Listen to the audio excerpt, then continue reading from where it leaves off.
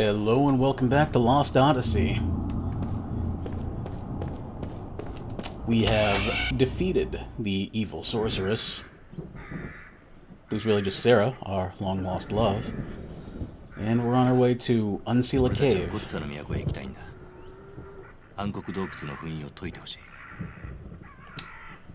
あの封印はゴッツァの侵入を防ぐためのものよ。トスカを戦争に巻き込まないために。なんだ、イカれて発作的にやっちゃったんじゃないんだ。記憶を失ってなお人を守ろうとしてたんだね。このままガンガラを捨ておくことはもっとたくさんの子供たちを不幸にすることになるんだ。頼む、サラ。来て。Did a tiny bit of grinding off screen. I don't love having all these characters who don't at least level up in the background. And it's a horrible balance between keeping your mortals leveling up so they're learning new things and keeping your immortals, you know, at the same parity so they can learn all the skills they need to be good. I say horrible balance, I'm just not very good at it. So for the time being, Cook and Mac are sidelined, and we've got Ming and Sarah in the party, where they are not as useful as Cook and Mac.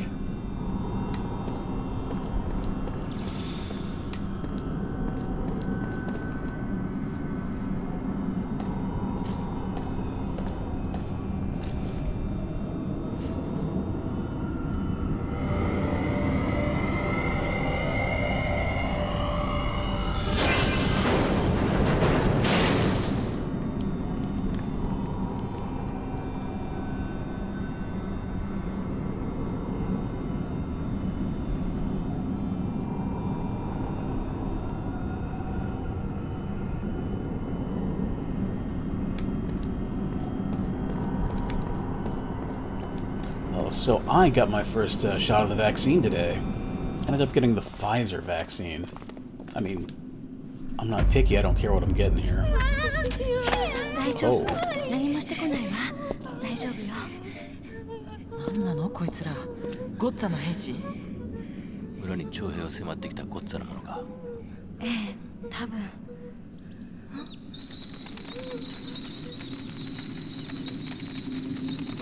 おい抵抗しなきゃこの洞窟の中の奴らは襲ってこないんだろ。そのはずだけど。なんだか様子が変だよ。感じます。とてもまがまがしいものを。油断するな。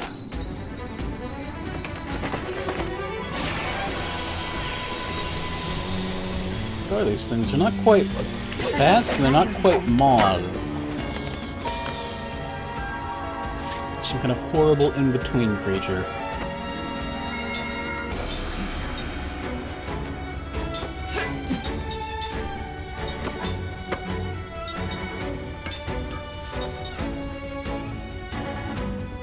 What's that thing in the back? A dark sorcerer, huh?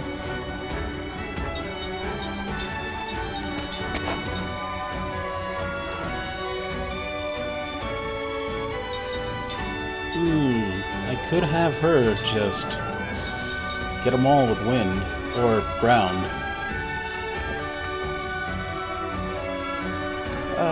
No. Let's do it one by one for now.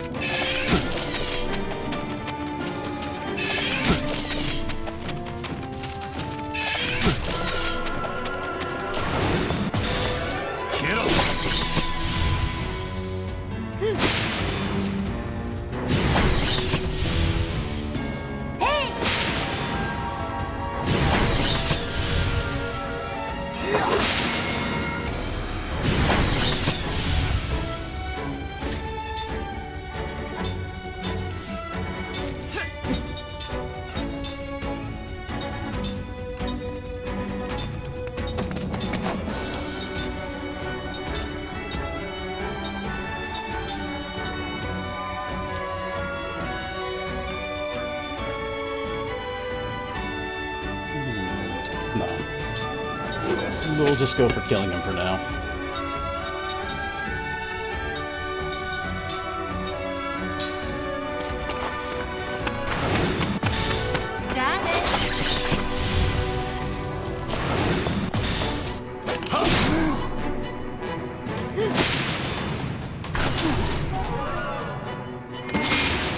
Oh no. Hey!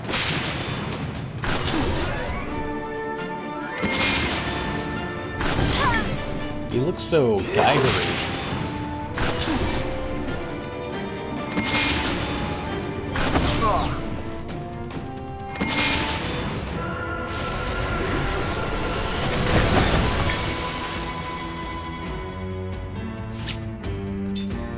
Wow, I hate it.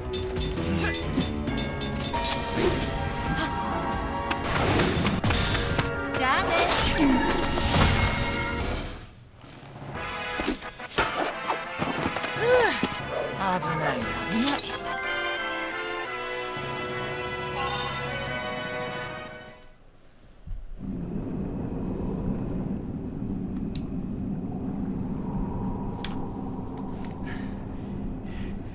襲ってこないんじゃなかったのかよ。皆さんも感じたでしょう。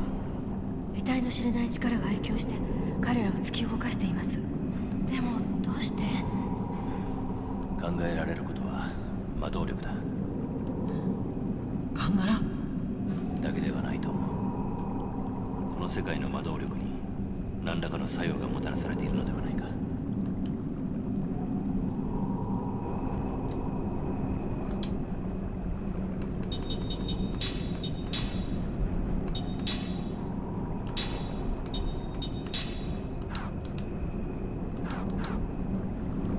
Well, real quick, we'll heal everyone up.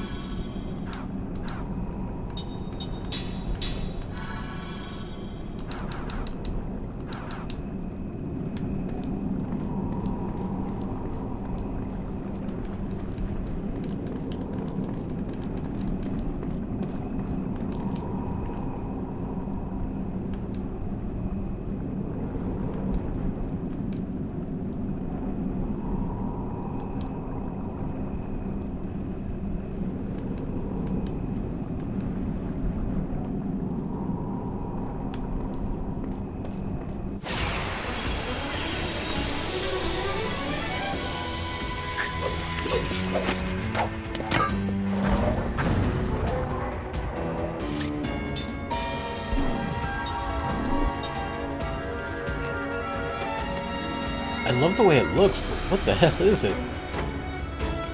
It's like, man,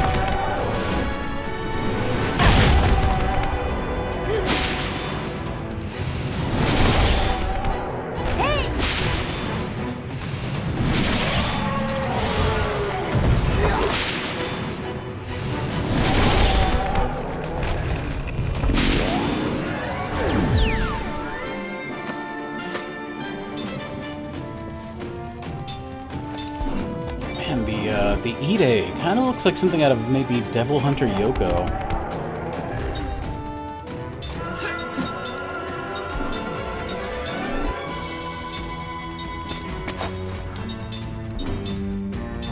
What's the Ide weak to? Nothing in particular.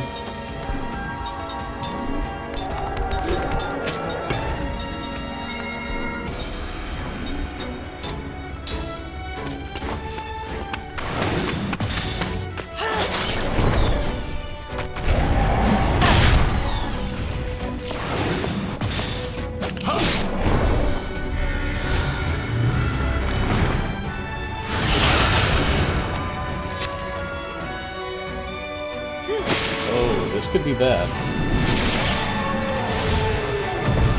I mean, why wouldn't they? It's such a classic. Who doesn't love Devil Hunter Yoko? Also, I can't think of what else the hell that thing reminds me of. Except the head of the bad guy from Devil Hunter Yoko. I think his name was, like, Lord Zonko.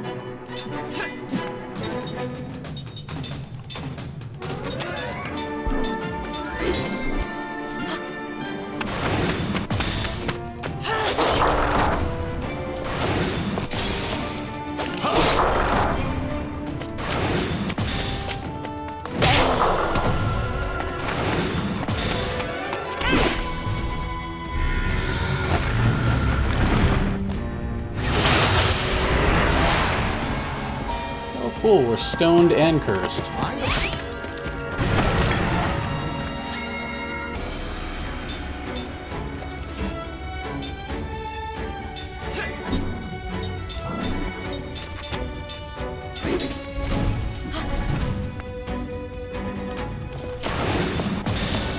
Get up!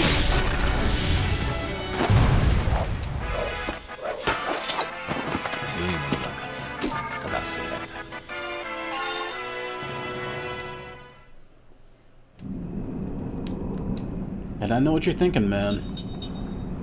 I will stone you, put my arms around you. I will stone you, my little halo. We're all thinking that, all the time.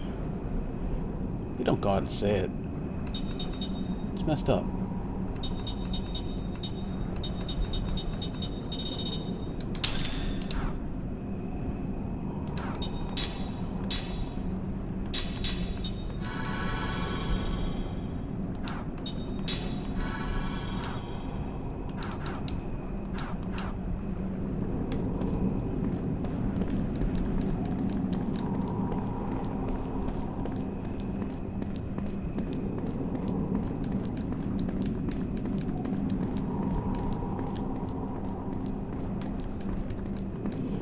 No, these are shallow little cuts, man. 部活でした。 They're just old.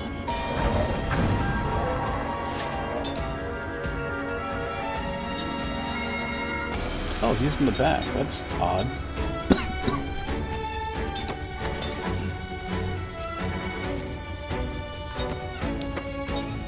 These are in front then. It does change things.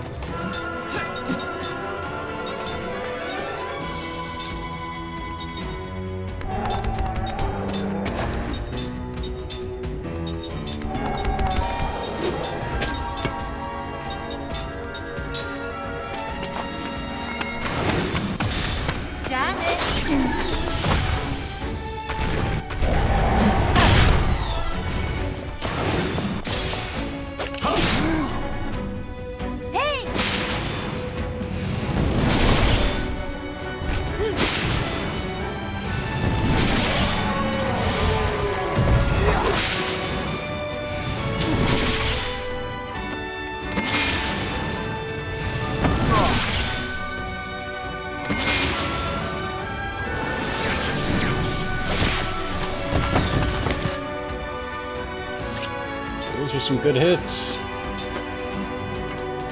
Man, I just want to check out that thing's,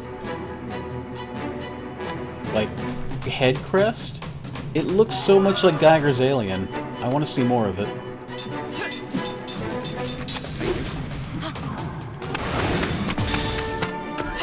Sorry, Puppy, I didn't mean to knock your paw.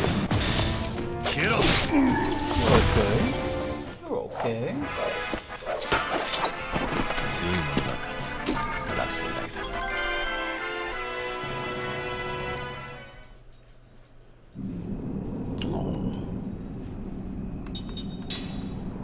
I've abused my dog on stream and now she's going to bed. I've shamed myself deeply here. Yeah.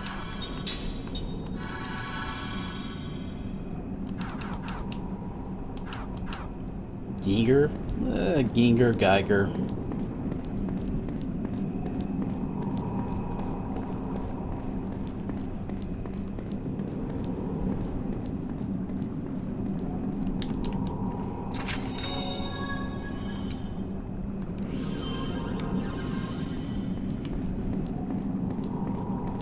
Far worse things happen to that man in life than having his name mispronounced. Like that time Korn ripped him off. おとなしくなさい。 Well, ripped him off might be the wrong term. But, they definitely fucked him over on a commission once. Fucking Korn.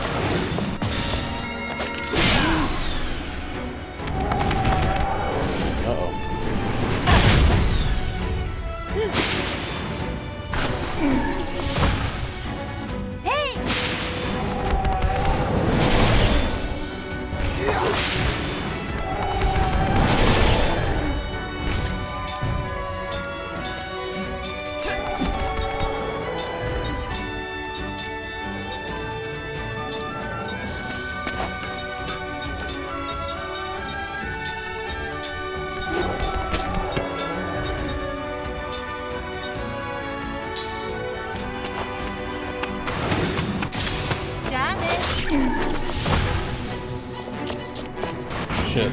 Get up.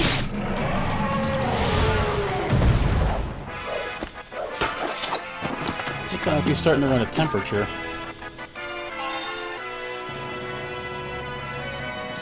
Sarah. Okay.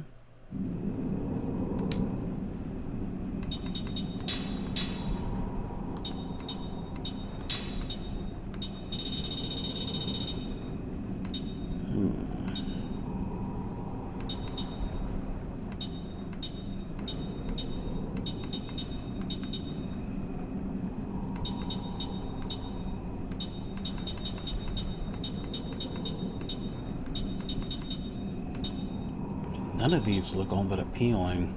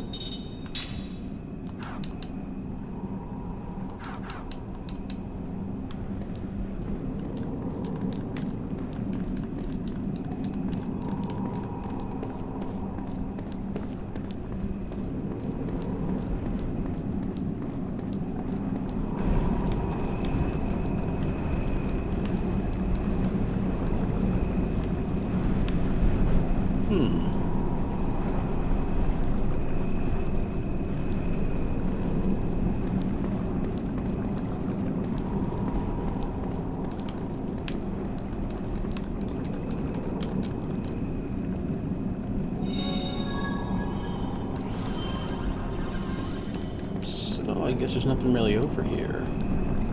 Yet.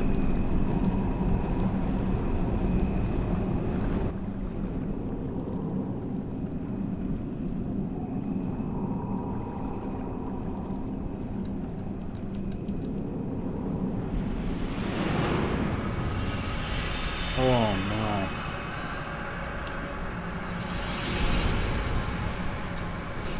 I like these stories, but I dread reading them out loud because I'm not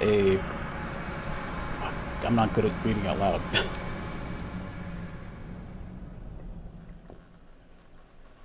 I was gonna say orator, but that's a different skill. The tragedy of the Butcher General. Everyone knows this general as the Butcher. He is strong in battle, a skilled tactician. He has mastered the techniques of turning the specifics of topography and timing to his advantage, and he is outstanding, above all, in the skills of an individual warrior. Victory on the battlefield, however, does not lead straight to butchery. Many generals have been nicknamed for their military prowess: the victorious, the indomitable, the invincible, but only one is known as the Butcher.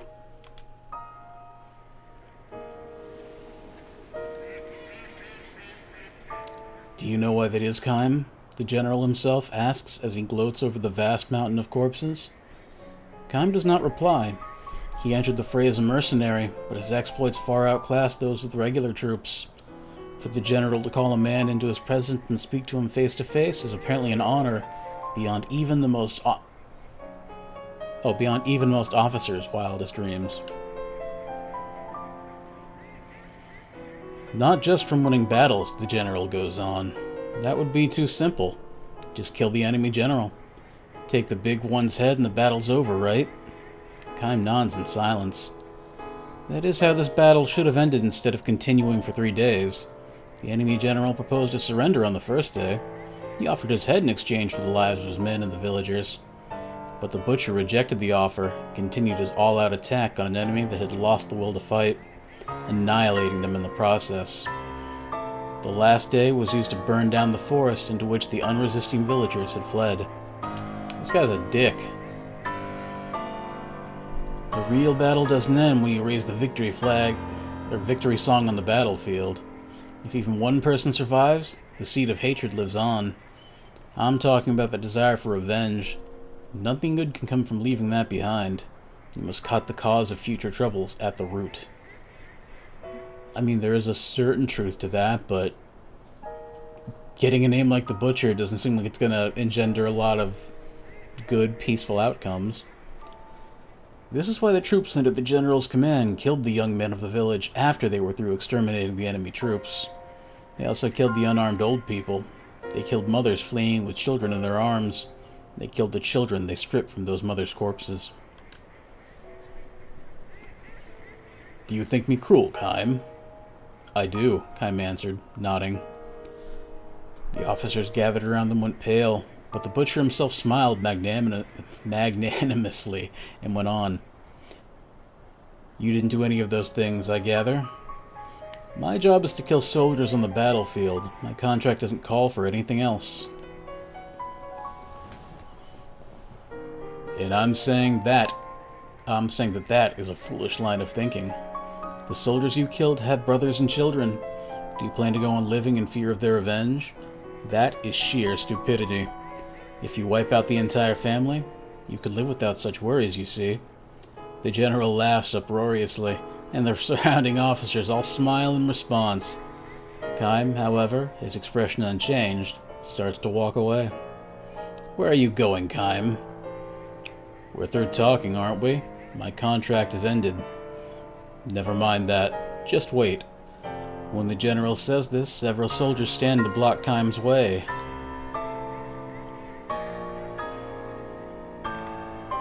Listen, Kime, I've had reports of your performance from the front lines.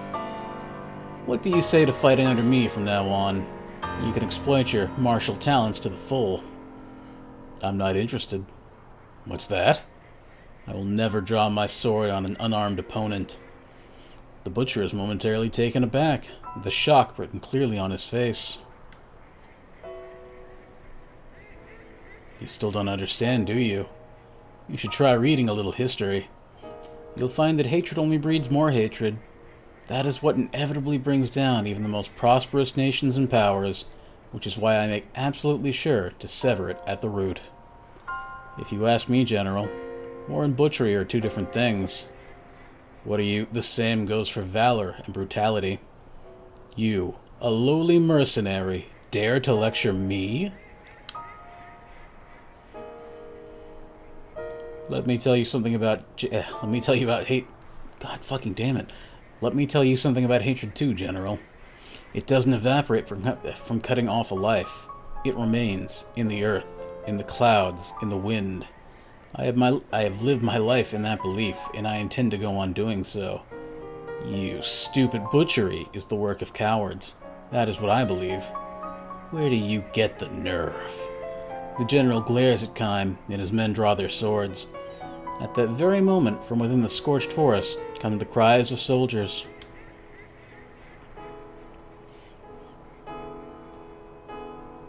Here are some. 5 of them still left. No, 6. Over there. They went that way. Distracted by the shouts, the general commands his men. Hurry. Capture them. Don't let even one of them get away. Hurry, hurry. You can't let them escape. The men blocking Kime begin to fidget, and none of them thinks to stop him as he calmly walks away. Do you hear me? You must not let them escape. If even one of them gets away, I'll have your heads, all of you. The general's calls are clearly those of a coward.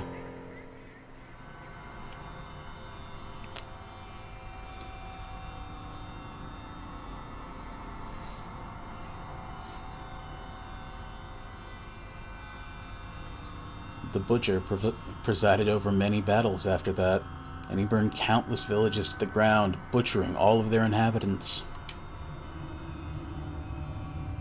Then, one night, something happened. The general felt a strange itching sensation on the back of his hand. It was different from any ordinary insect bite or skin eruption. It was deeper down, and it felt kind of like squirming. This is odd. He clawed at the skin, but the itch would not subside. It was very strange. There was no redness or swelling or sign of a rash. Maybe I touched a poisonous moth.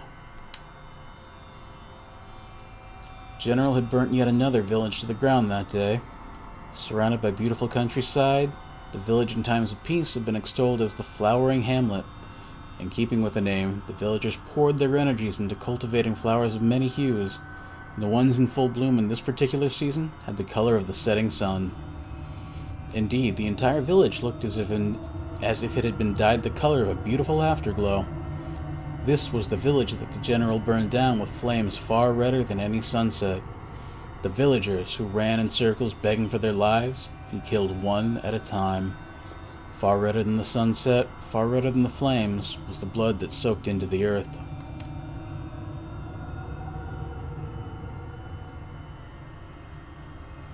But this is how it always is. I didn't do anything special today.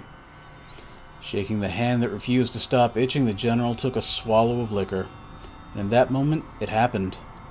Tearing through the thin skin of the back of his hand, a number of small grain-like things emerged from within. No blood flowed. No pain accompanied them. Exactly the way plants sprout from the earth. No, the things that covered over the back of his hand before his very eyes were unmistakably plant sprouts.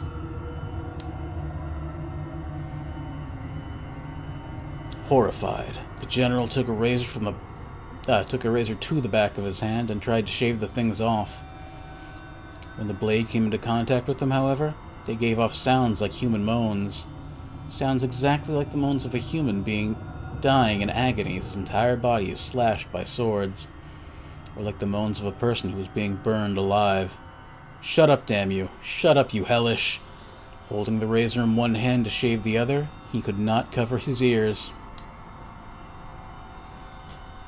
His body was soaked in a greasy sweat by the time he succeeded in shaving the horrible things from the back of his hand.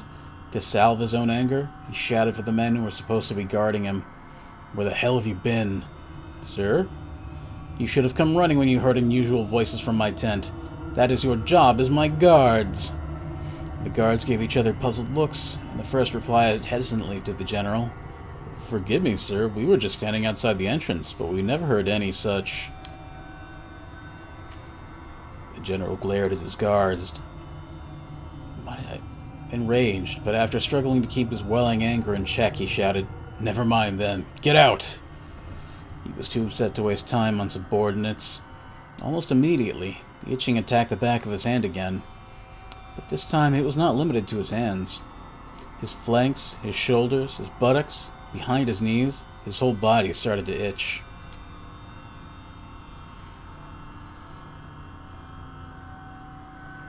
Alone again, the general tore off his nightclothes and inspected his body in the moonlight seeping through the roof of the tent.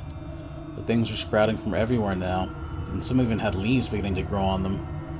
The general raised a soundless scream and began wildly attacking the growths wherever he could reach them. Each one he cut from his body released a horrible moan. Horrible, horrible, horrible.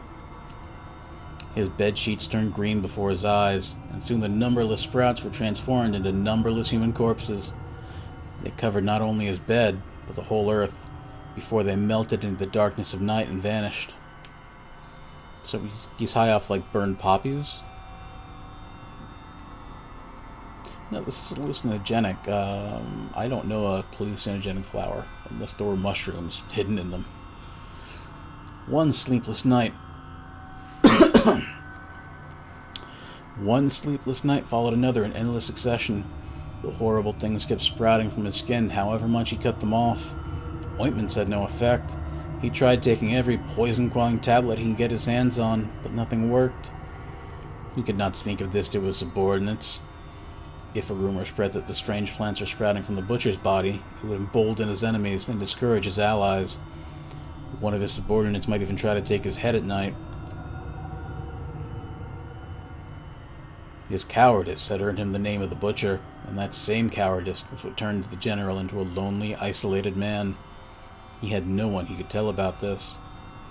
Each night the general would wage his lonely battle, though perhaps it could not be called a battle precisely.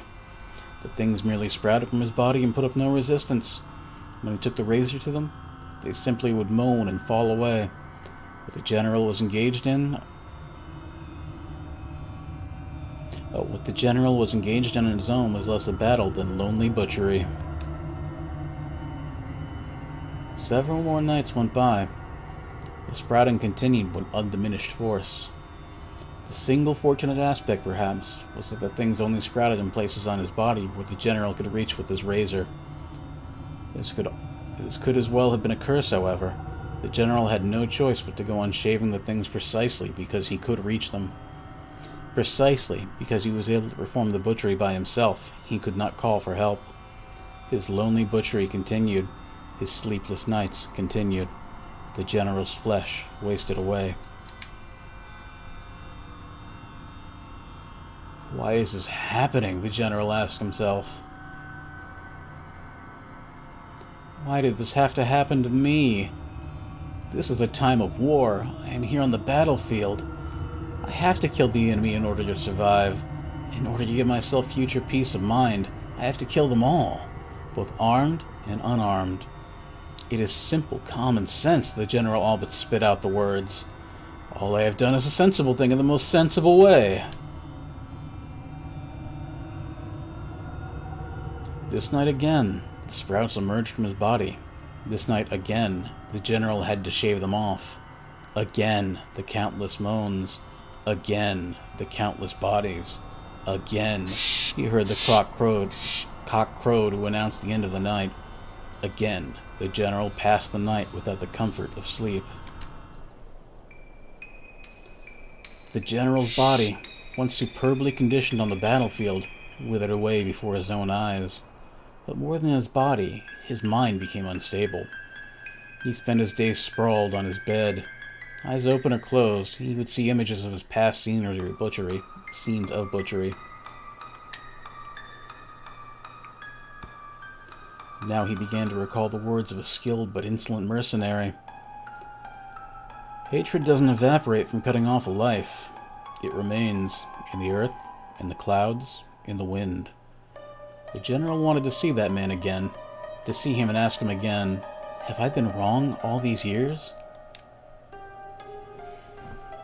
The man himself, a man of few words, would probably not answer his question.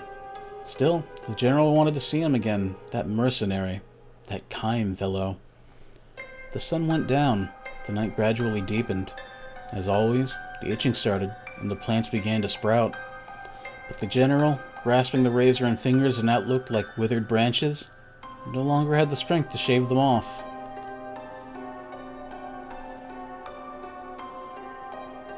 His back began to itch.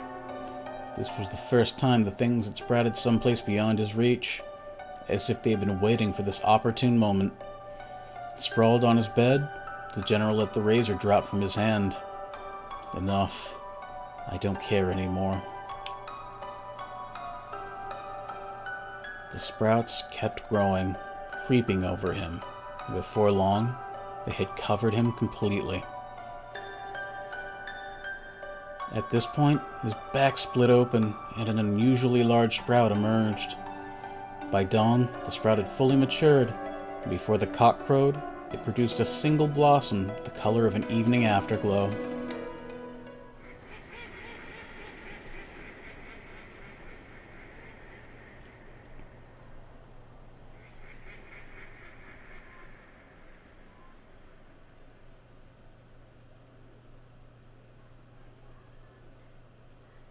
Many long years had passed.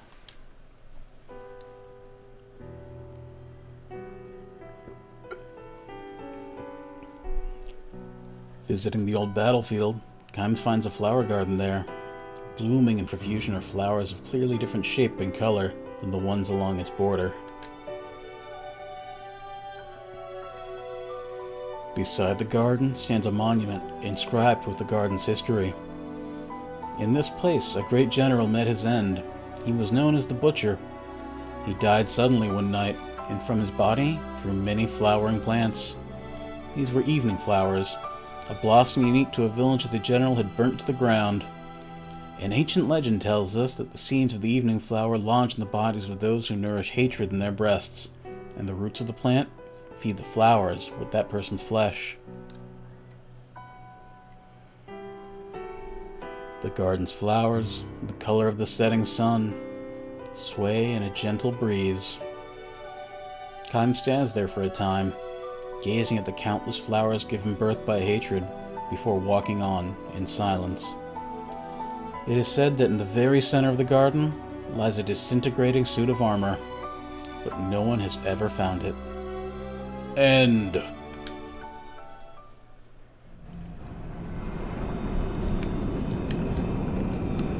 Okay.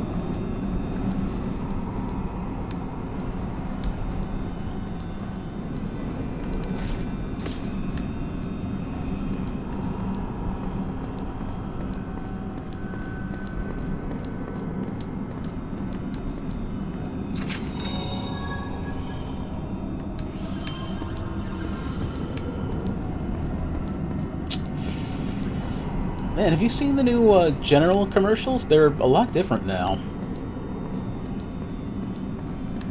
They're really focusing on the General being good insurance rather than the cartoon General. It's kind of a shame.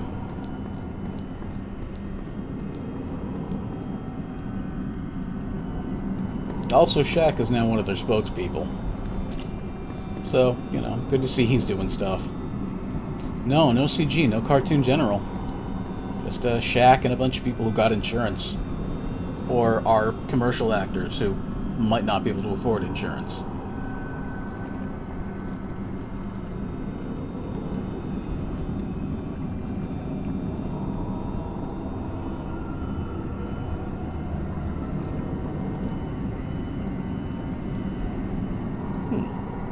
I didn't know he had a history.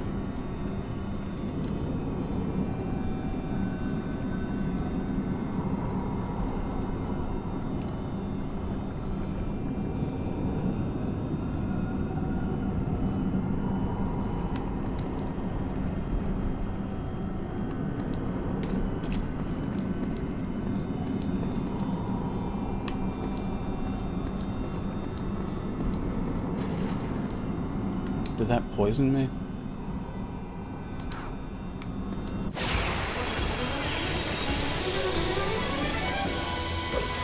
私としたことだ。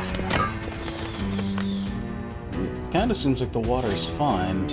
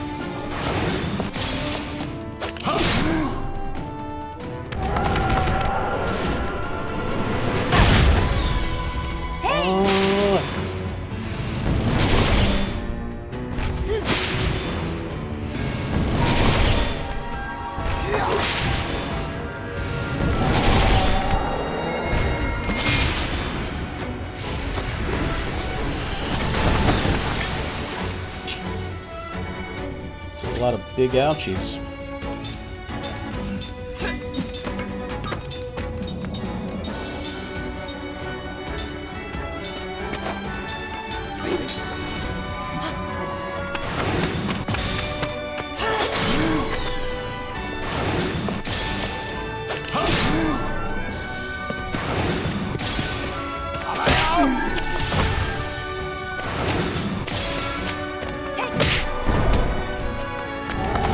Oh, fuck. That could be the end of Seth.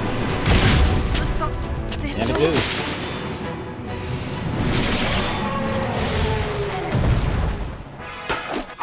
まだまだ未熟ですね、私は。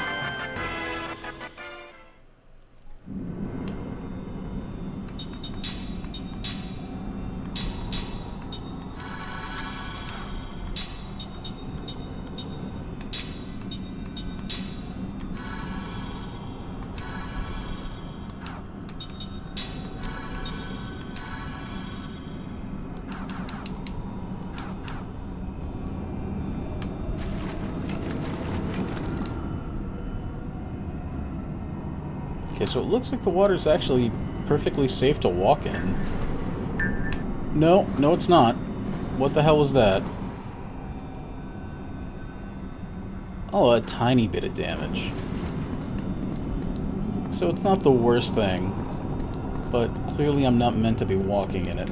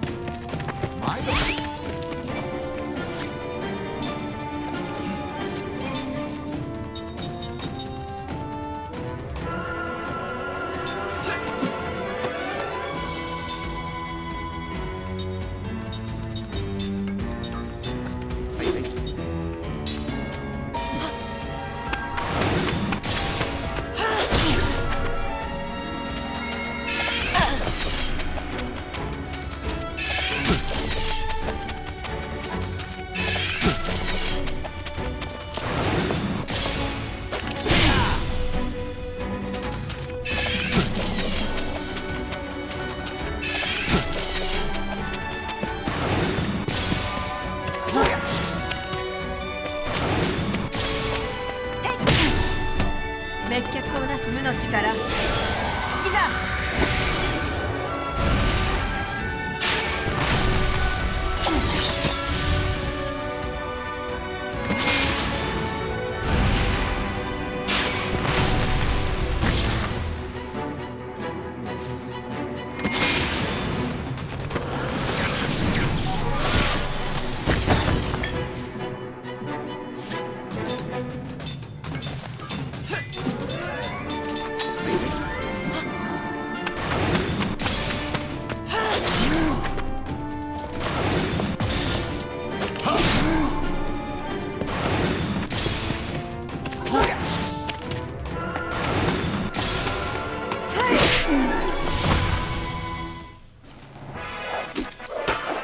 無用な争いだったのでしょうか。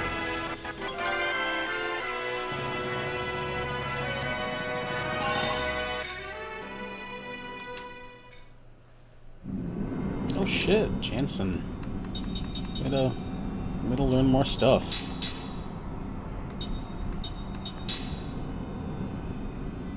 Still catching up too.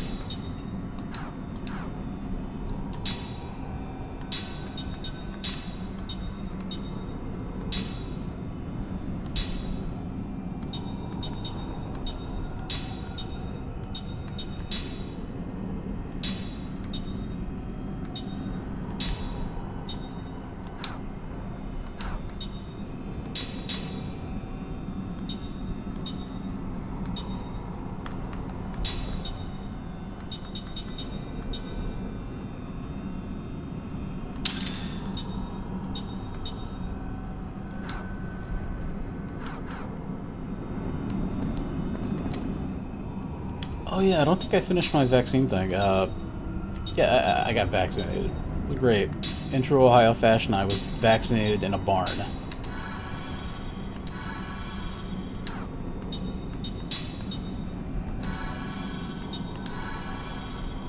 But I also think I got really lucky, because like, no soreness, no sickness. Might be running a little fever now, but very minor, if I am. Even the injection site isn't, like, tender at all to the touch.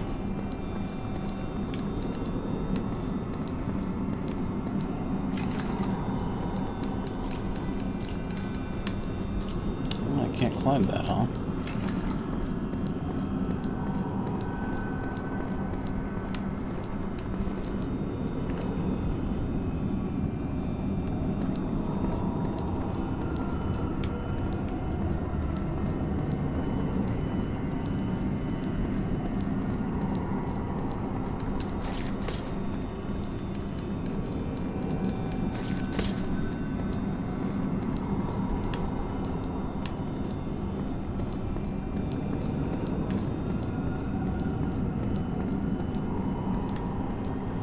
Climb you? No. Clearly I'm missing some skill I need.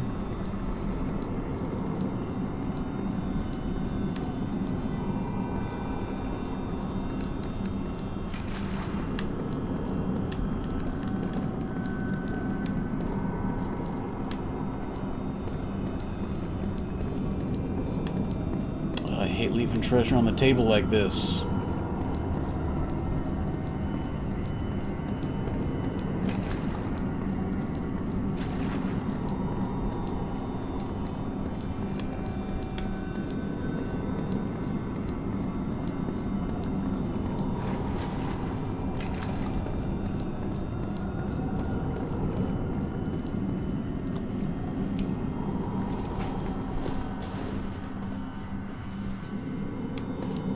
The Great Hall of Foul Creatures sounds nice.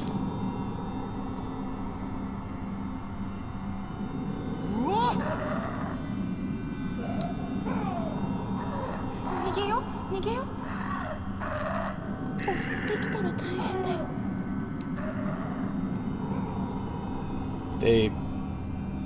They look like the shittiest kind of horror film monster. Oh, like in one of the later Tremors, they had like baby graboids. I think they called them fart blasters.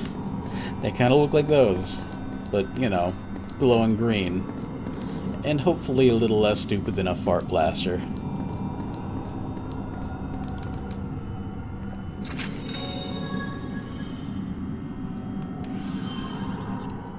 Ooh, interesting.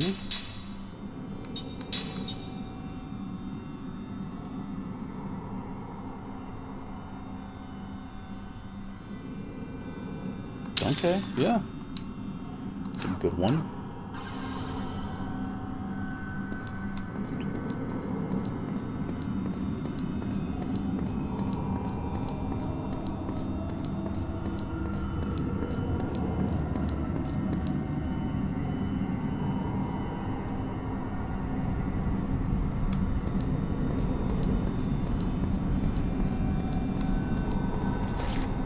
Oh. Oh, is this how I get to the stuff over here? By falling through holes. Alright, we'll call it the penal pit.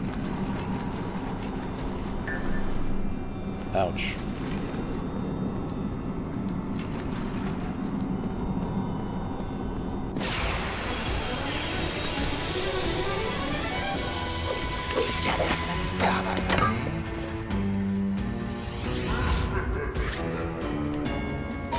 That's a new laugh that I don't really like.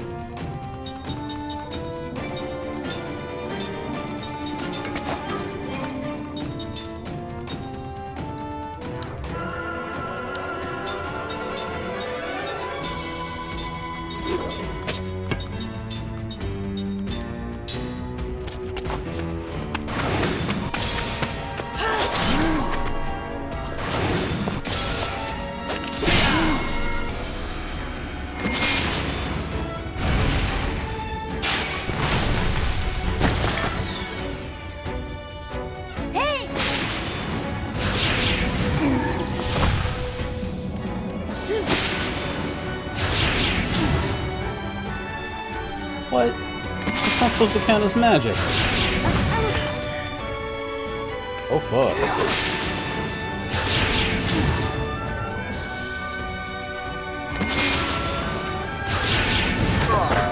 Well, lesson learned.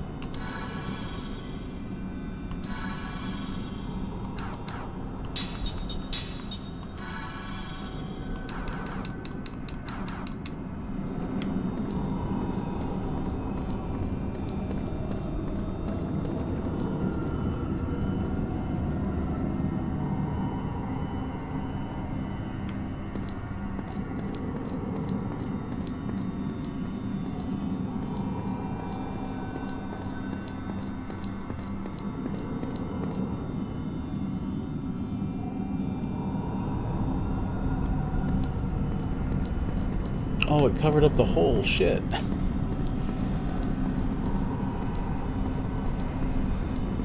Clearly, that was another one. With less of a point to jumping down it.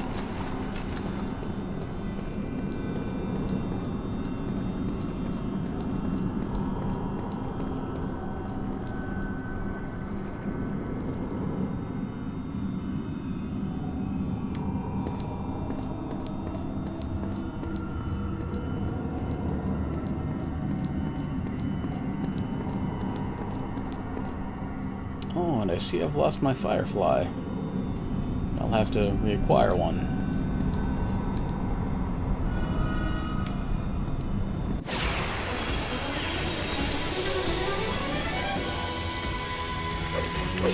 でした。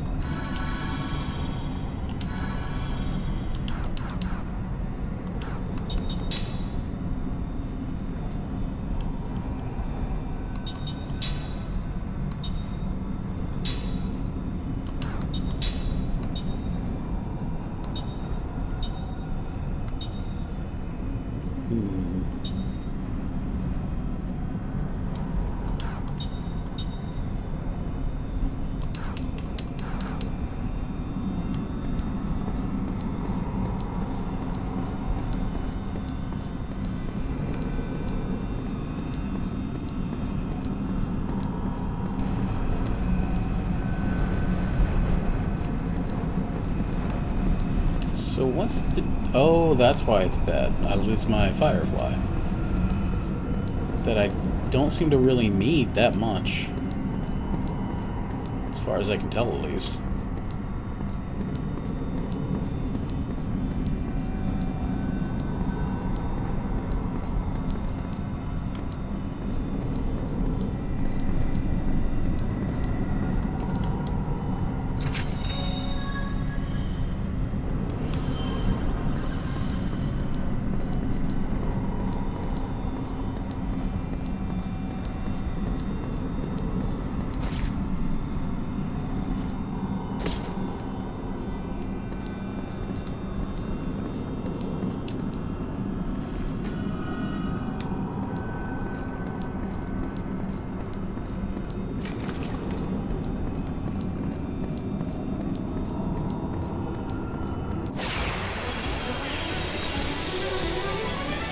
モテる男はつらいね。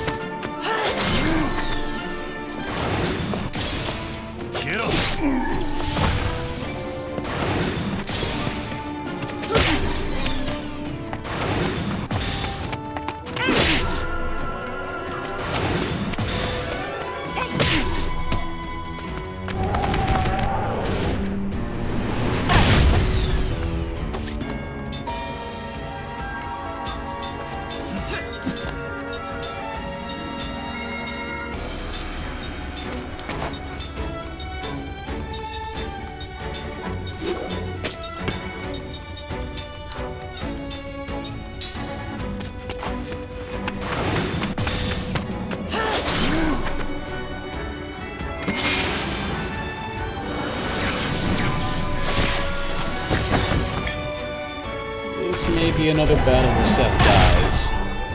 Oh no, just barely. Barely ekes it out.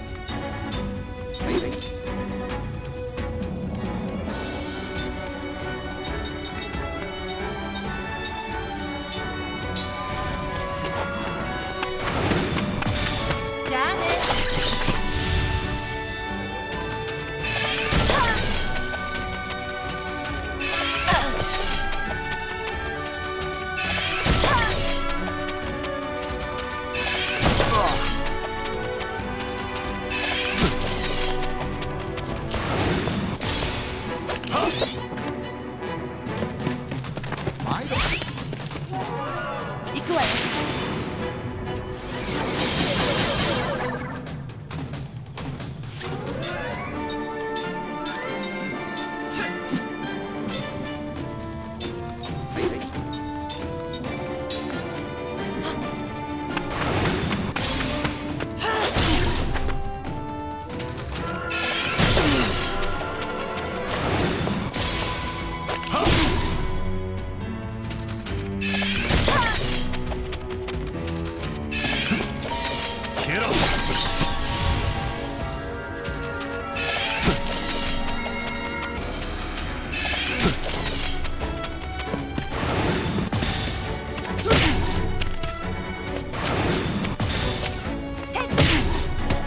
滅却をなす無の力。いざ。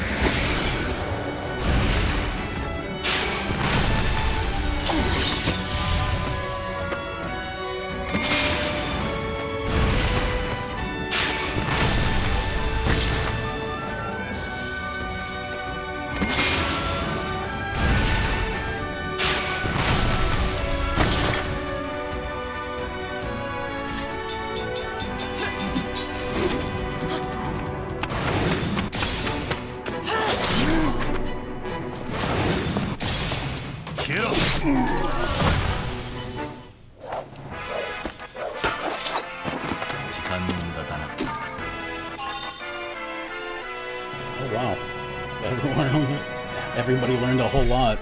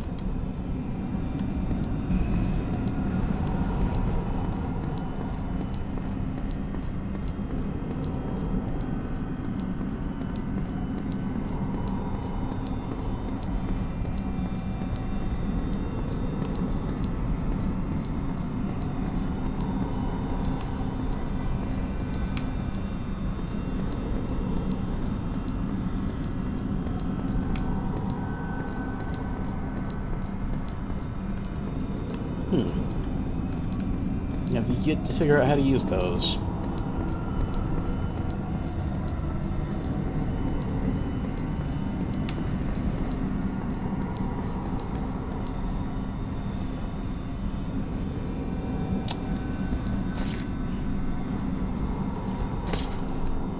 Damn it. Okay, so a little bit above that one is where I want to go.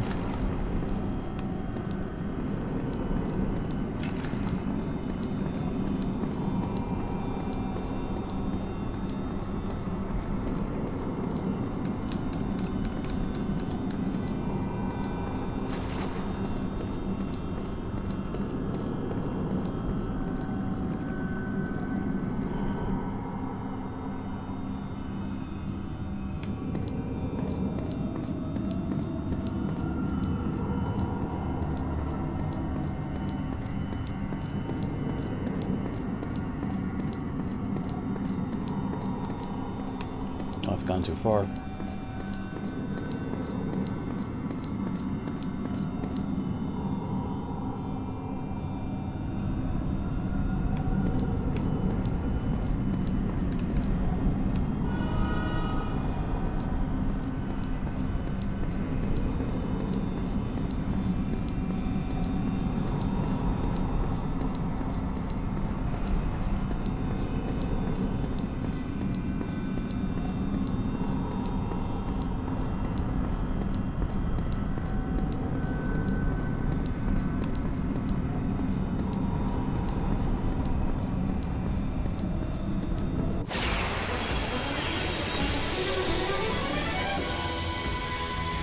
部活でした。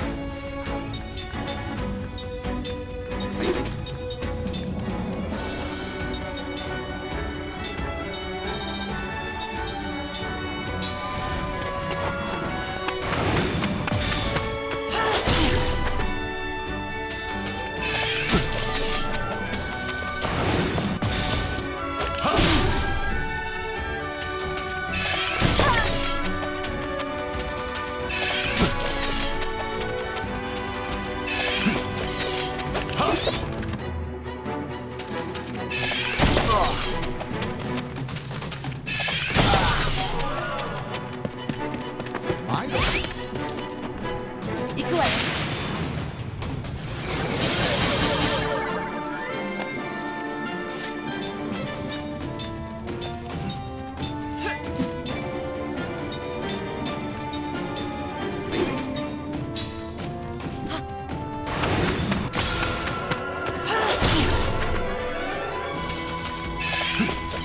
消えろ。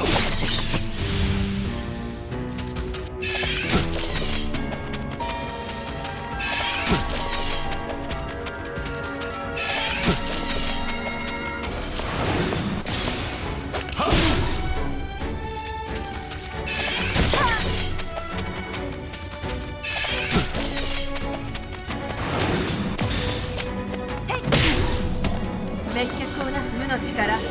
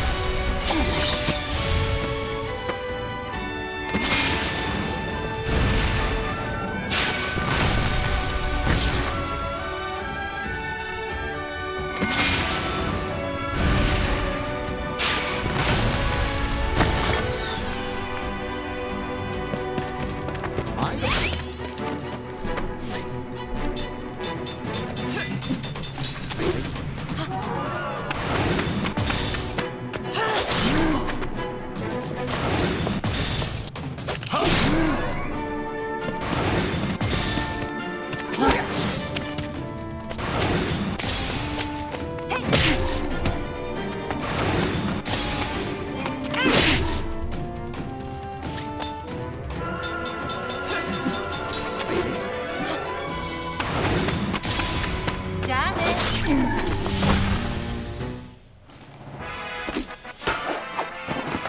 理屈じゃないのよ、戦いは。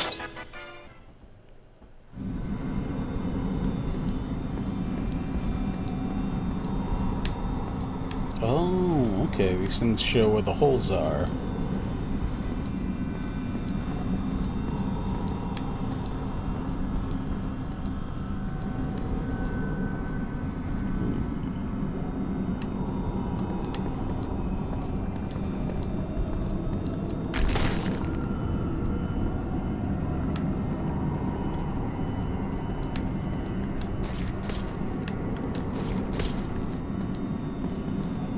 This is just where I was. Yeah, it is. Okay, so it's a shortcut back to, like, the middle of the thing. It's perfectly fine. I'm glad to have that.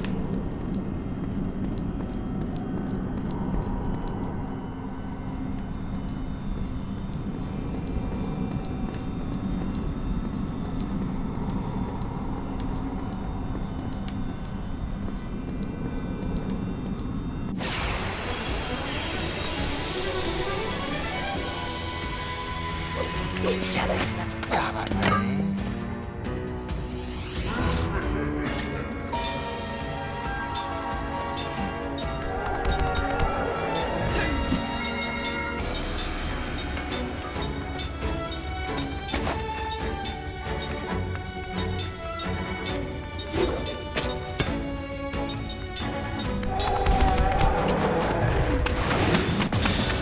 じゃあね。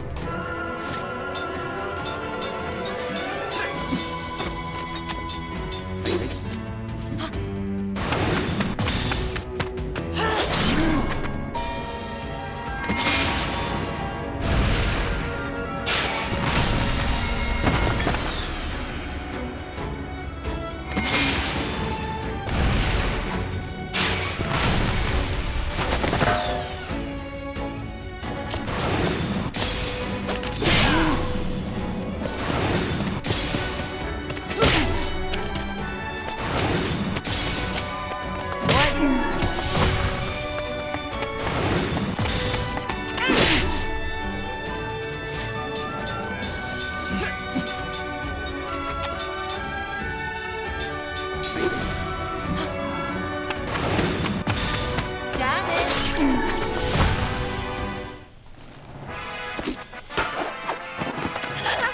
負ける気がしないね。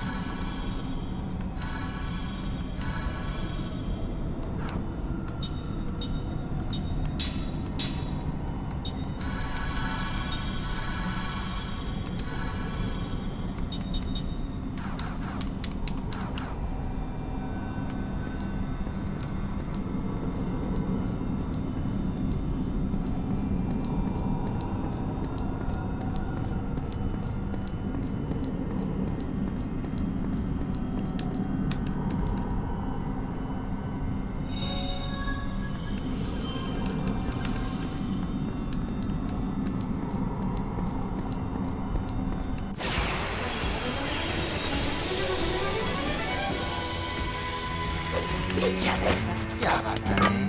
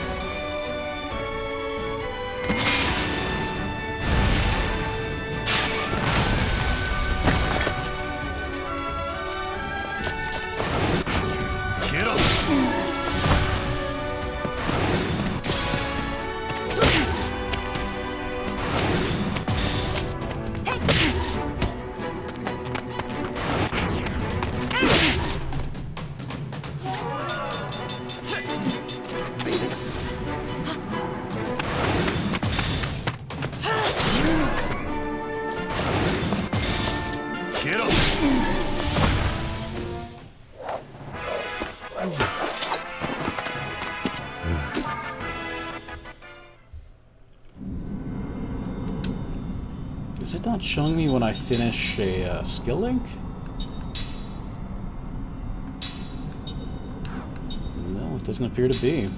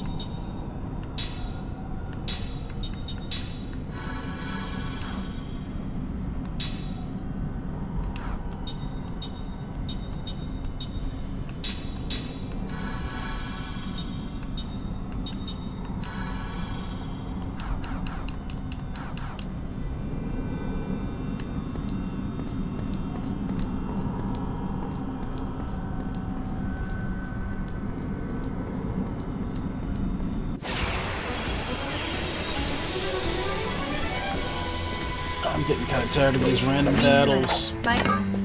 And in general, I'm just really tired. Ugh.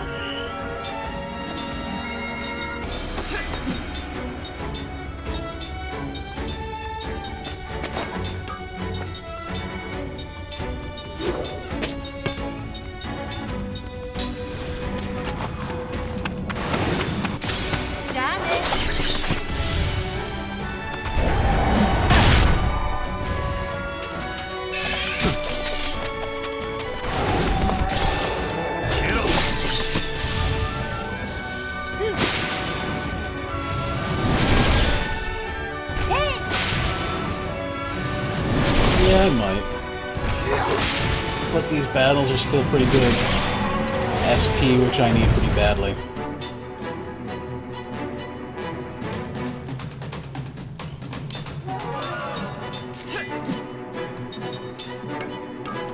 That's right, don't do that.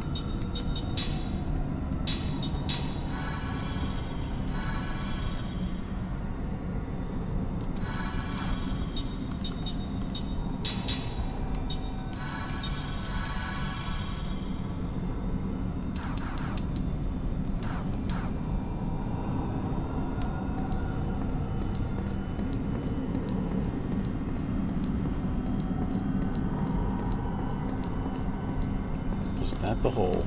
Nope.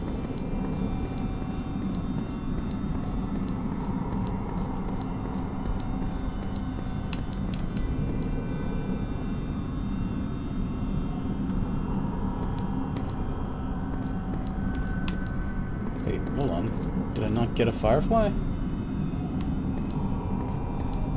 No, for some reason I'm not getting them.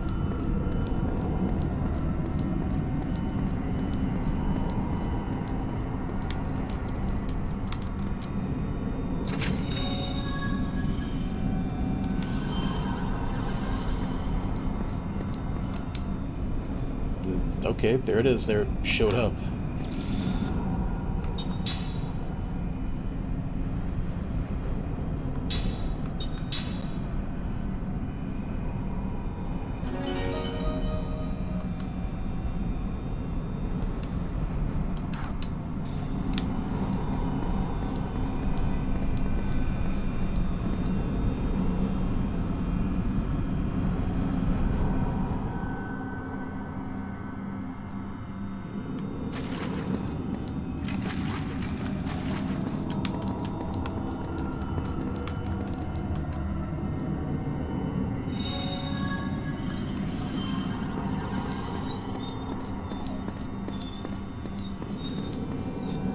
Puppy, why are you crying? What's up?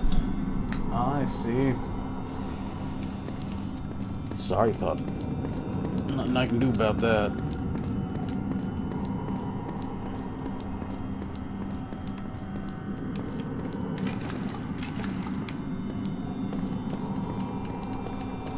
Oh, here we go, into the beast zone.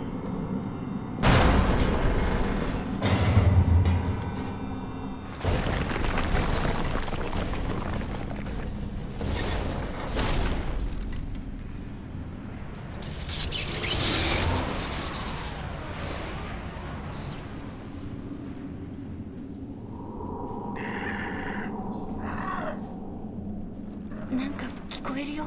嫌なこと言うなよ。なんかいるよ。なんもいねえって。おいおいおいおい、冗談だろ。ますます私の好きな雰囲気になってきたじゃない。こいつらを倒さなければここからは出られんぞ。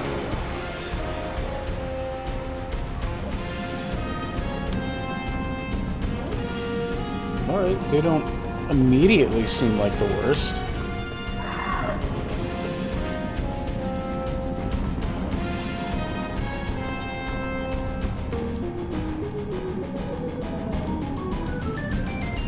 What the hell is this?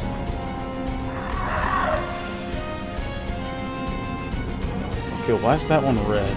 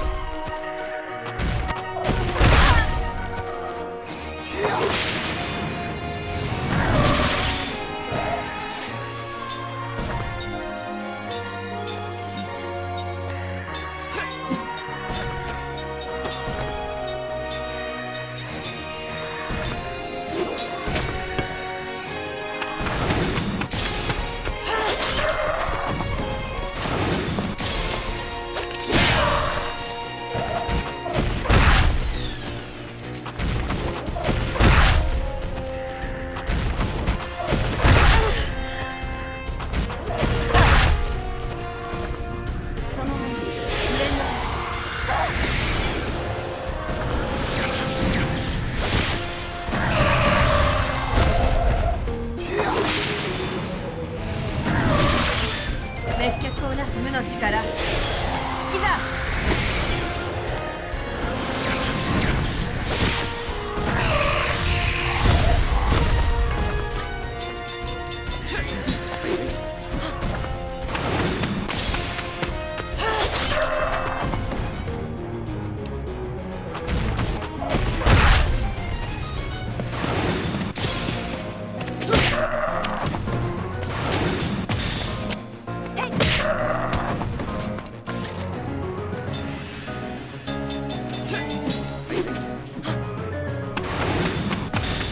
じゃあね。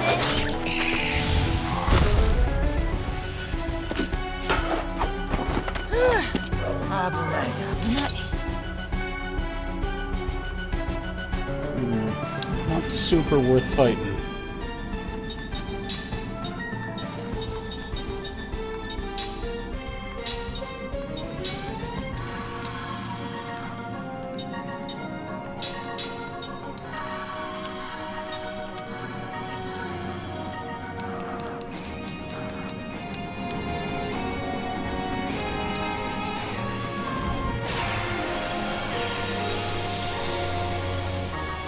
一気に攻めるぞ。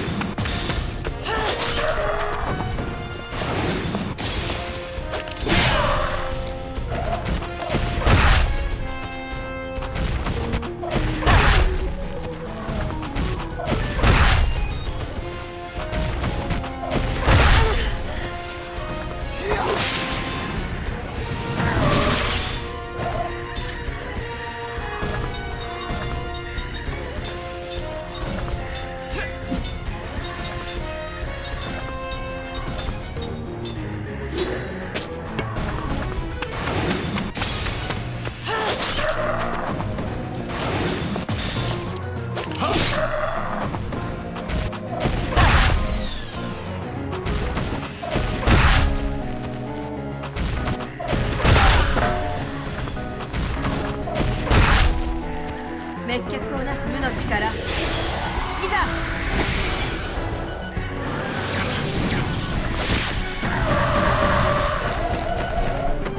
この連絡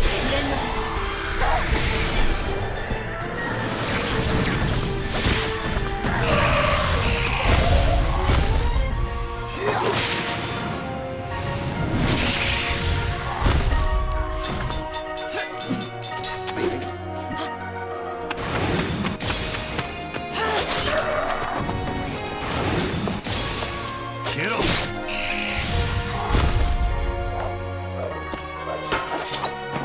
時間の無駄だな。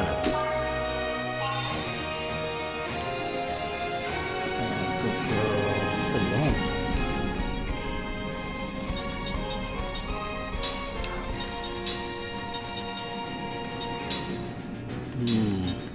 Gonna need to start using some mana herbs.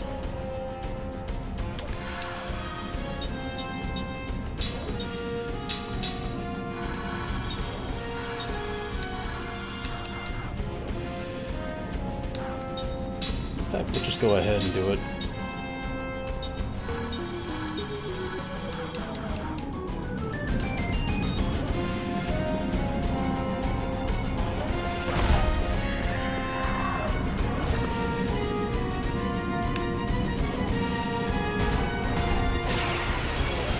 What? ほら連中だね。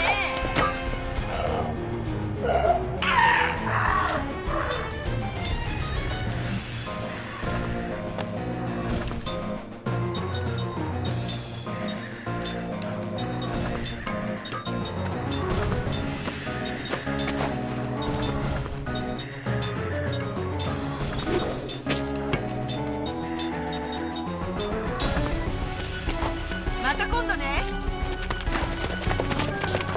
Okay, I can't just run from them. Great.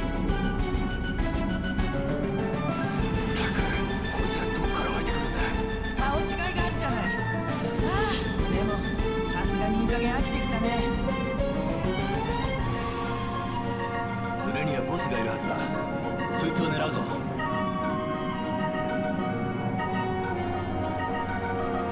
Okay, so I gotta go for that red one.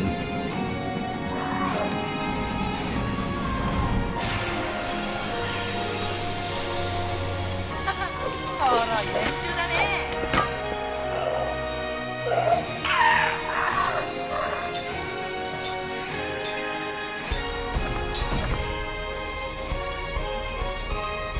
ごめんなさいね。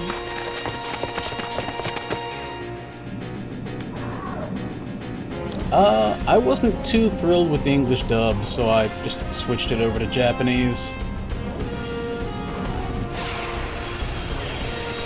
Not that it was bad, but I got a lot more energy out of the Japanese dub.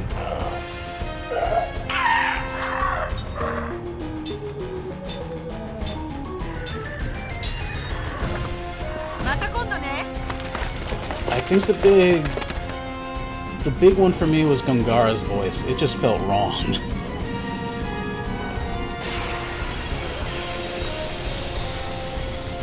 部活でした。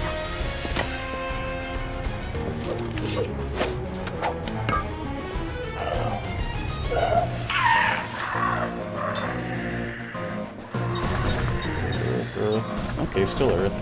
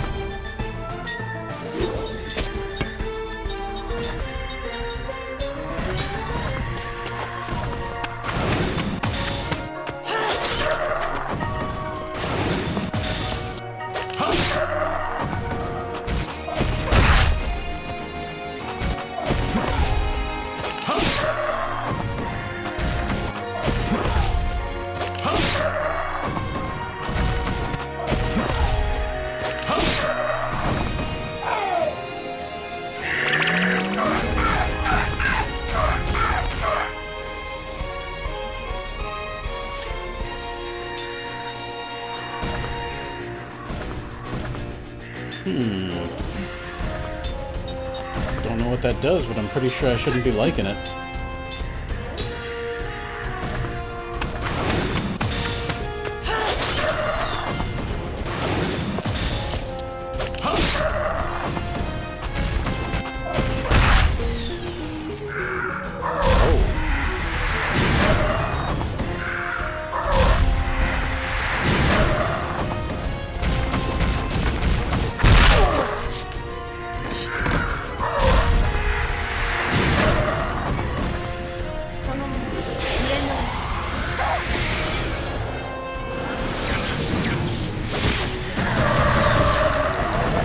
滅却をなす無の力。いざ。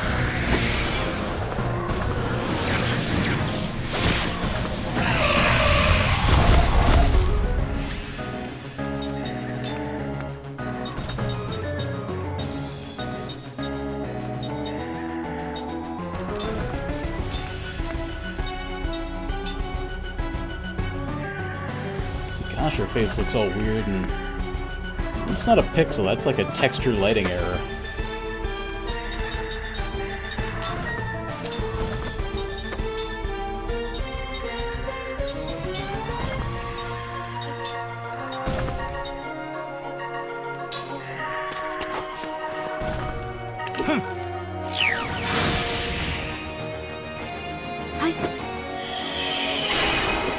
Thank you.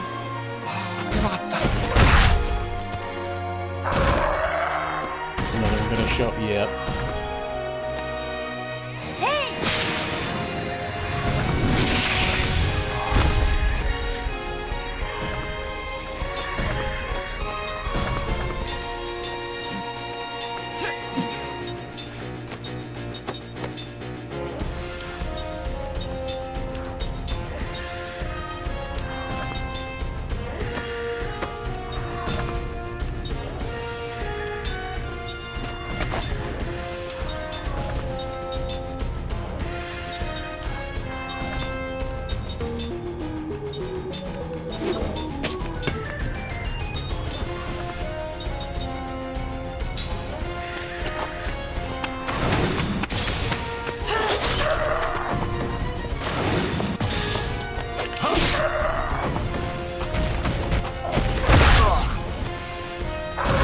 Oh, okay, barely alive. That works.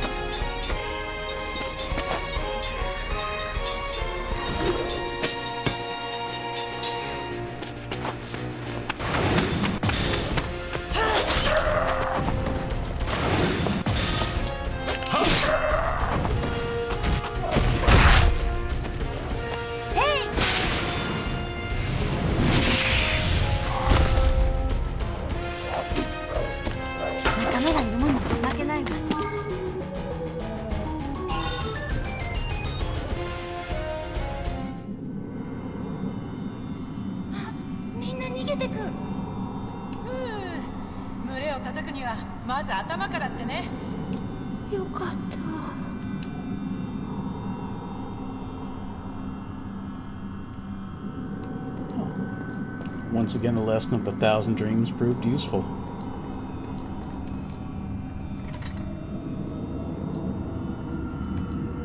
I'll have to come back for the treasure later.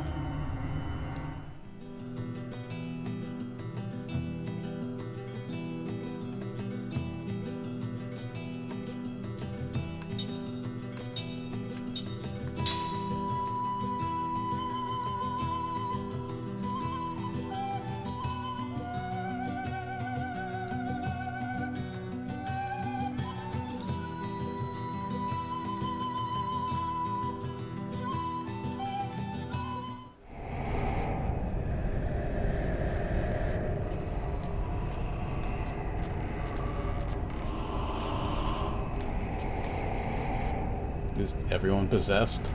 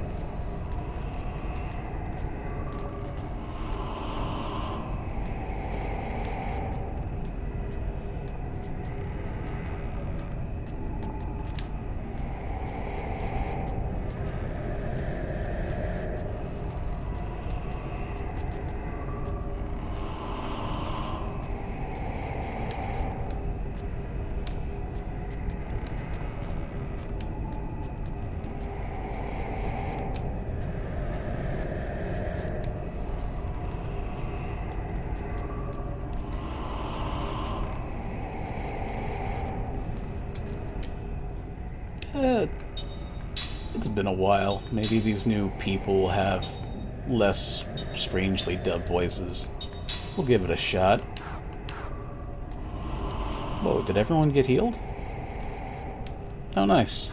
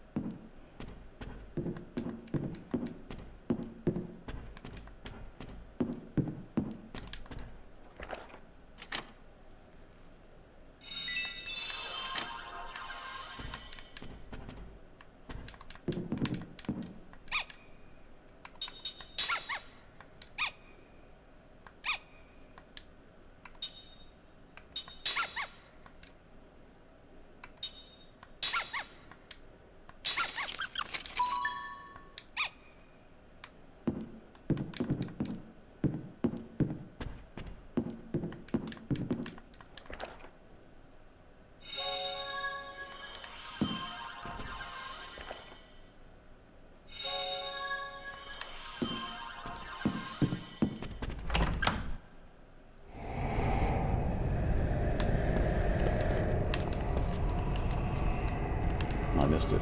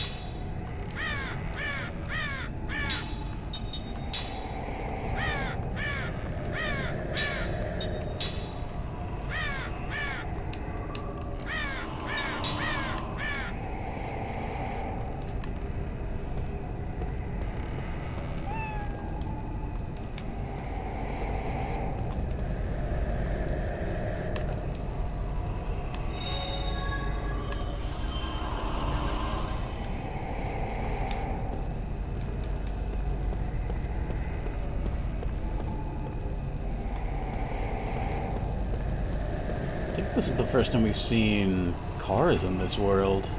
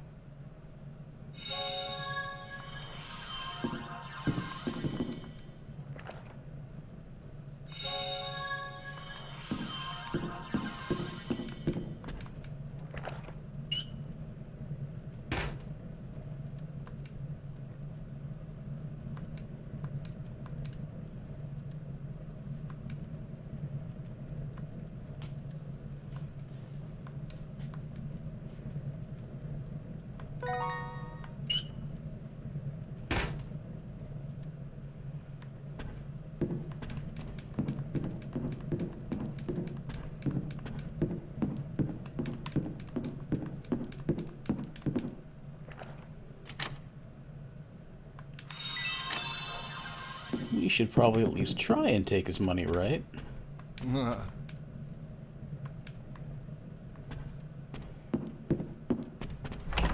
Well, we tried.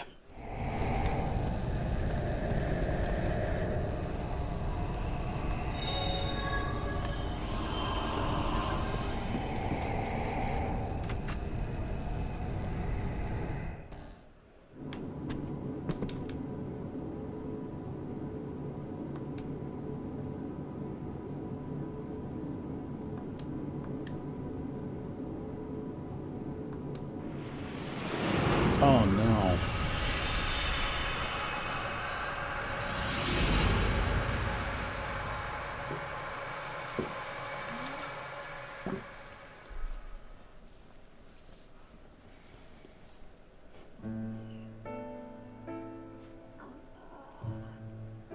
The story of Old Man Griot. I think I like Griot. Old Man Griot was known as the best shoemaker in the country. His shoes were light as a feather and tough as steel. They were also expensive, 3 times higher than anything else on the market. People who did not know his reputation were so shocked to hear what he charged that they would say, "The old man must be making shoes for his own amusement." Of course, this was not the case. He had become a craftsman's apprentice at a tender age. Whenever he learned one master's skills, he would move on to more talented shoemakers. Before he knew it, he found himself making shoes for the grandchildren of his earliest customers. Griot was such a skilled craftsman, he could make any kind of shoe the customer ordered, but he was best at and most enjoyed making thick-soled traveling shoes. All his customers agreed. Once you've traveled in Old Man Griot's shoes, you can't wear anybody else's. Some would say, "You know what it's like to wear his shoes? You don't get tired the same way. You just want to keep walking, as long and as far as you can. You almost hate to get where you're going." True craftsman that he was, though, Old Man Griot rarely talked to his customers, and he could be downright unfriendly. Complimented on his work, he wouldn't so much as smile. Instead, he would put another piece of tanned leather on his wooden shoe. Is that the thing? Wooden shoe last? Instead, he would put another piece of tanned leather on his wooden shoe last and start hammering away. The only time the old fellow would crack even the slightest smile was when a customer visited his workplace to place an order. Not that he was ever thrilled to get an order. What he most enjoyed was when a customer brought him a pair of shoes that had outlived its usefulness. He would stare lovingly at the worn-down soles and the disintegrating uppers, and he would actually talk to them. "You've done some good traveling, I see." His regular customers would never dispose of their old shoes themselves because they knew how much he enjoyed this. Neither would they do anything so foolish as to clean the shoes before handing them over to the old man. He wanted them straight from the road, covered with dirt, oil-stained and stinking of sweat. Okay, so he's got a foot fetish. Griot's a very strange old man. "These fellows are my stand-ins," he would say, choosing an honored place for them in his storehouse. "They take my place on the road, you know. They've done their job. I hate to throw them away just because they're no good anymore." Proud craftsman though he was, Old Man Griot never wore his own shoes. He couldn't have worn them even if he wanted to. His legs were gone from the knees down. A terrible illness had attacked his bones when he was very young, and the legs had been amputated to save his life. The old man had lived his long life in a wheelchair. He'd never once left his native village. This was what he meant when he said his shoes did his traveling for him.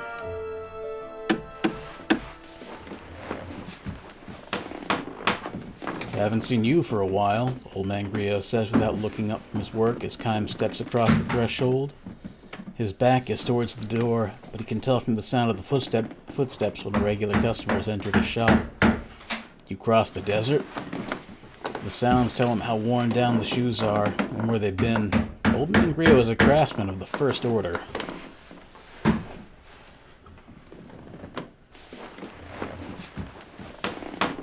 "It was a terrible trip," Kime says with a grim smile. settling on a chair in the corner of the shop. When old Grio's in the final stages of shoemaking, almost nothing can make him stop work, as all his regular customers know. Were my shoes any good on this one? They were great. I couldn't have done it with anyone else's. That's good. The old man doesn't sound the least bit pleased, which is to be expected. Grio is especially curt when he is working. If Kaim wants to see the old man smile, he will have to wait. He will have to wait a little until he hands Grio his old shoes during a work break. Here to order new ones? Uh-huh. Where to this time? Up north, most likely. Ocean, mountains. Probably walking along the shore. To fight? Probably. The old man Grio signals his understanding with a quick nod. He says nothing for a while. The only sound in the workshop comes from Grio's wooden mallet. Kaim has moved to hear it, like old times. He has ordered any number of shoes here, even before the old man took over the shop.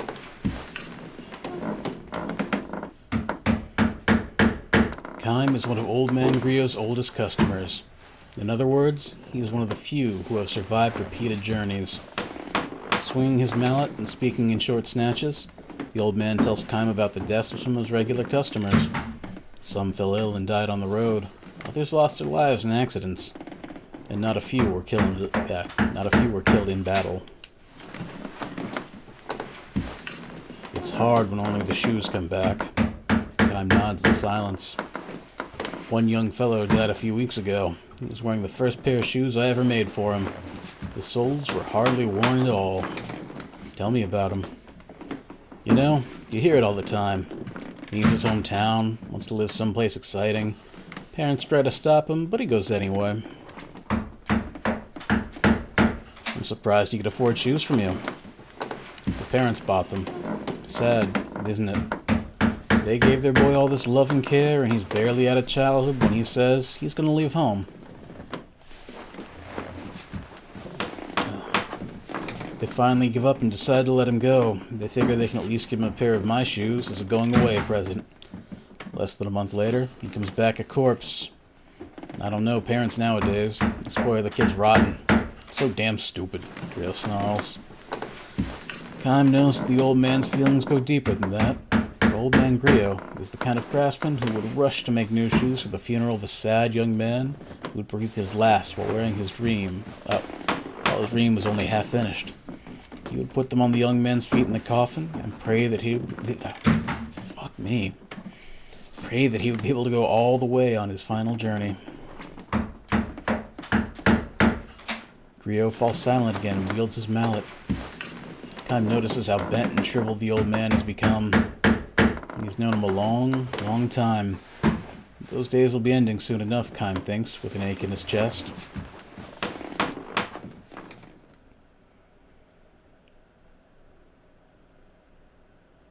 Old Grio finally reaches a point in his work where he can turn and face his customer.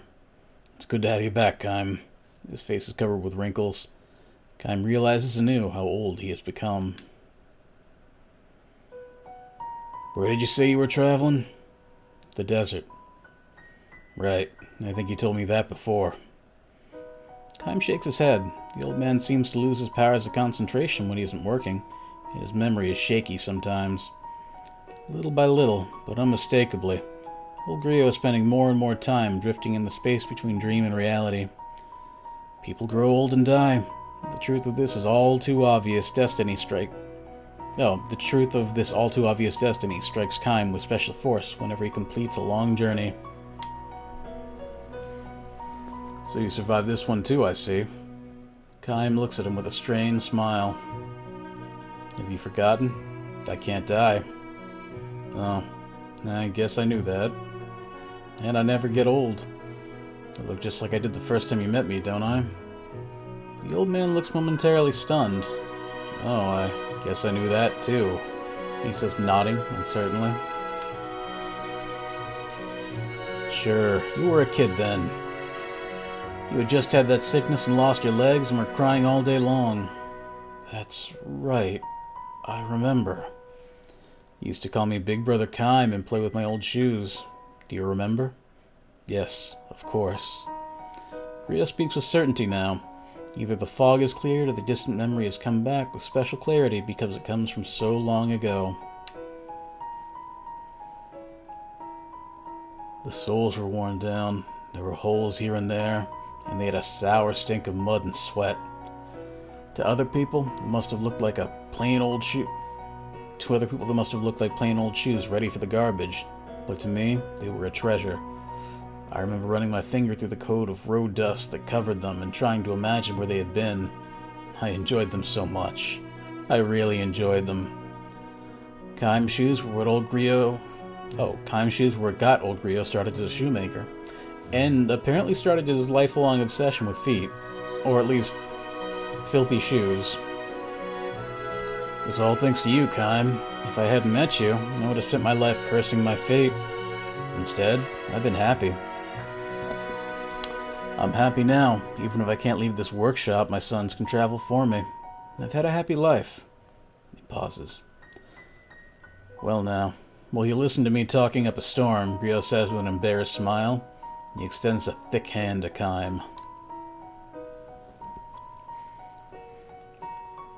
Alright now, give me my sons, he says, and Kime hands him the worn-out old shoes he has brought with him.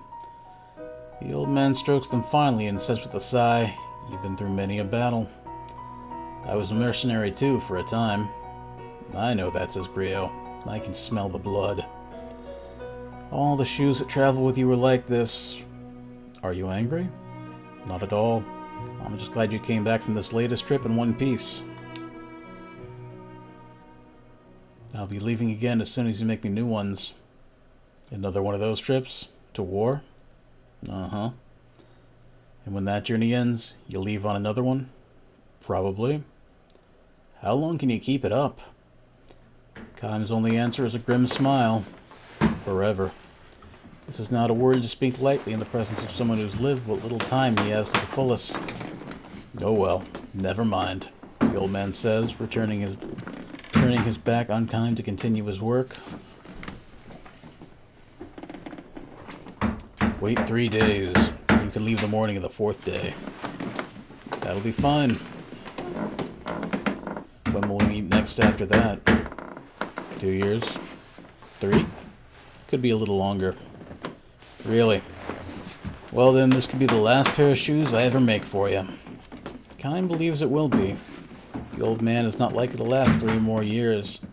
Kime fervently wishes it were not so, but wishing by itself can do nothing. Only those who possess eternal life know that this is precisely why the time a person lives is so irreplaceably precious.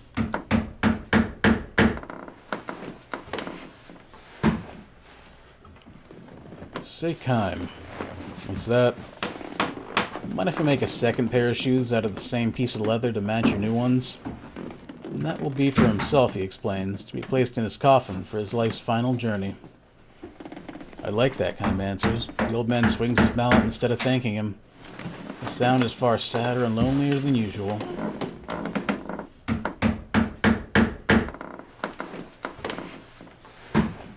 "Come to think of it, though, Kime, be sure to come back to this town even after I'm dead.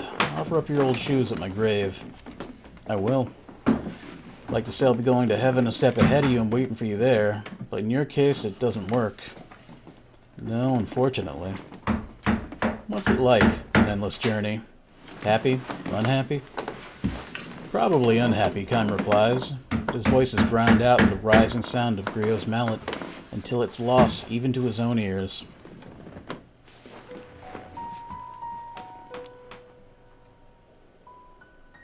Old man Griot reached the end of his full span of years soon after Kime's visit to his shop.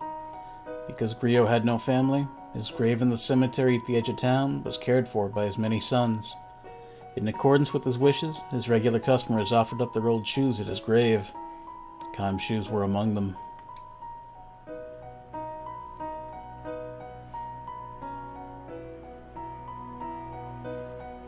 The words inscribed on his gravestone... Christ almighty.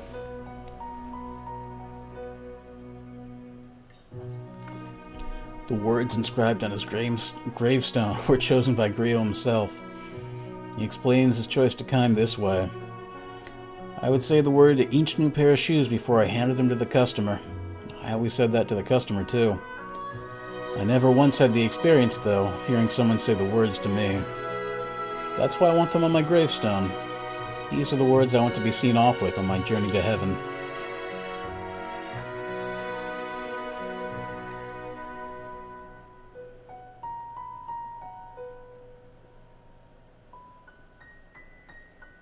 Several decades flow by.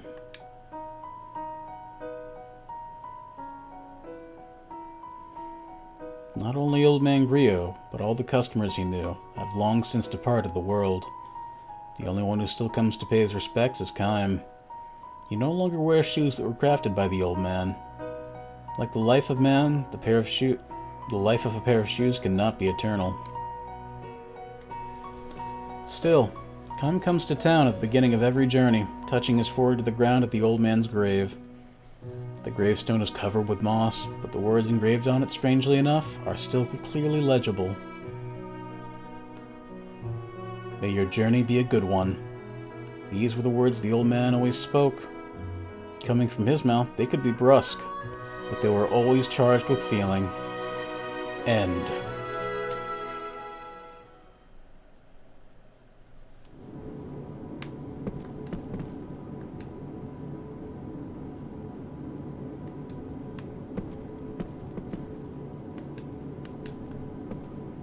Oh, hey, this guy.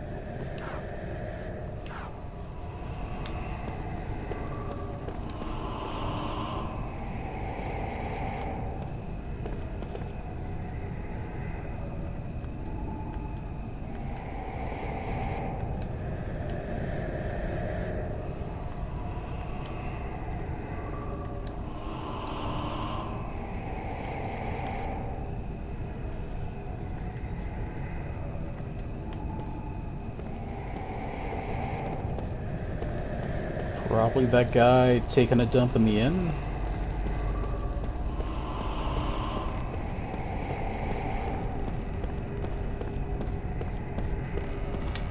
think of it, I had other things to equip.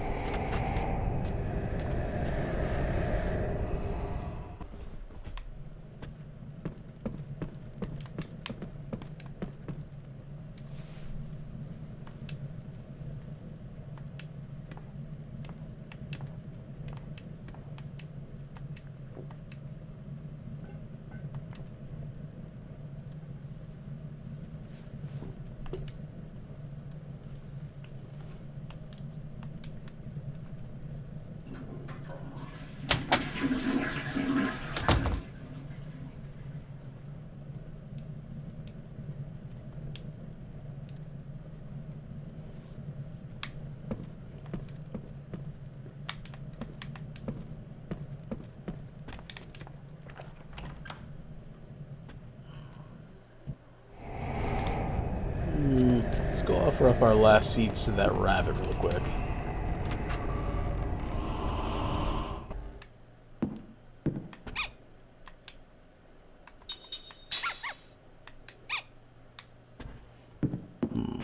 Nothing for 51.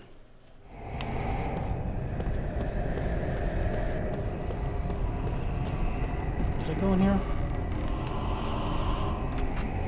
I feel like I did. Is this the guy who had, like, all the money? No, I missed this completely. Okay.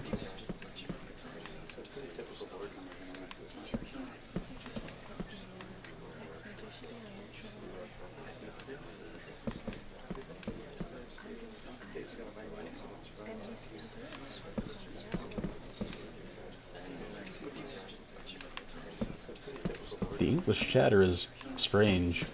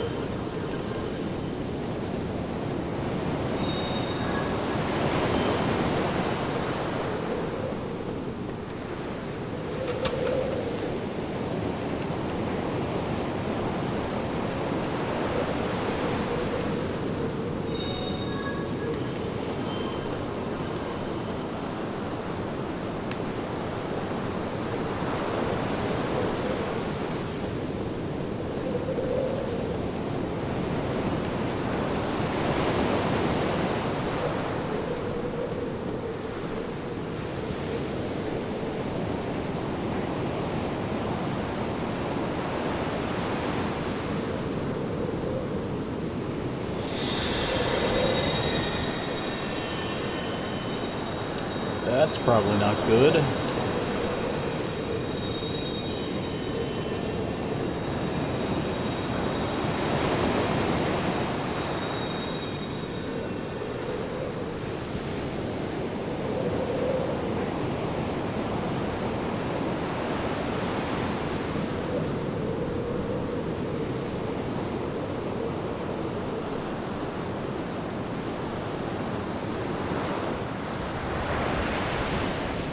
Is this the ship they fixed up? Captain! Let's take her out. I want to see if what they say about the source of magic energy is true. Oh, I hate that. The source of magic energy? I wonder. Ming, do you sense it? I'm not sure. I do, however, sense the presence of powerful energy. Only one way to find out. Sure looks that way.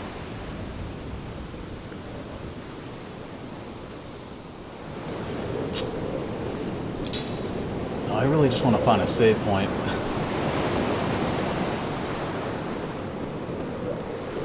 It's not the worst English dub or anything, but if it weren't for Cook's voice, maybe, but I can't deal with that.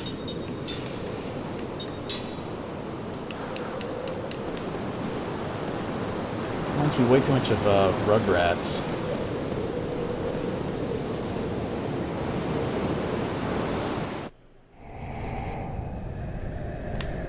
Feels like everyone lost a modicum of... What's the word I want here?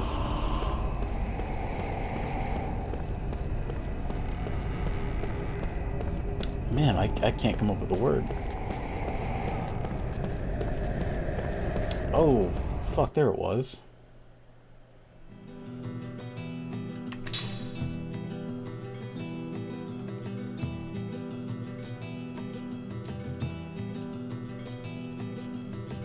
Not seriousness, not dignity.